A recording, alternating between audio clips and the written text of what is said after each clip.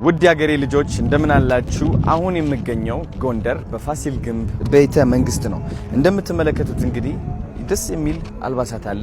እውነት ልቤን የነካኝ ማለት ነው። አያችሁ እኔ የተወለድኩት መቀሌ ነው፣ ትግራይ ማለት ነው። ያደግኩትም እዛው። እንግዲህ እኔ ፖለቲካ አላቅ፣ ብሔር አላቅ። እኔ የማውቀው ፍቅር ነው። እንግዲህ ፍቅርን ደግሞ እዚህ አግኝቻታለሁ። እውነቴን ነው የምላችሁ። ትልቅ ሰላም ተሰምቶኛል፣ ትልቅ ፍቅር ተሰምቶኛል፣ ትልቅ ክብር ደግሞ አግኝቻለሁ። ከዚህ በላይ ውበት ደግሞ የለም። አያችሁ እንኳን እኛ ለኛ ነጭና እኛ አንለያይም፣ ወንድማሞች ነን።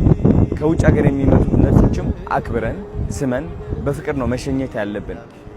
እርስ በራሳችን ደግሞ በብሔር ስንለያይ በጣም ይደብራል። እግዚአብሔር የማይወደውም ስራ ነው። ይህን ደግሞ መቅረፍ እፈልጋለሁ።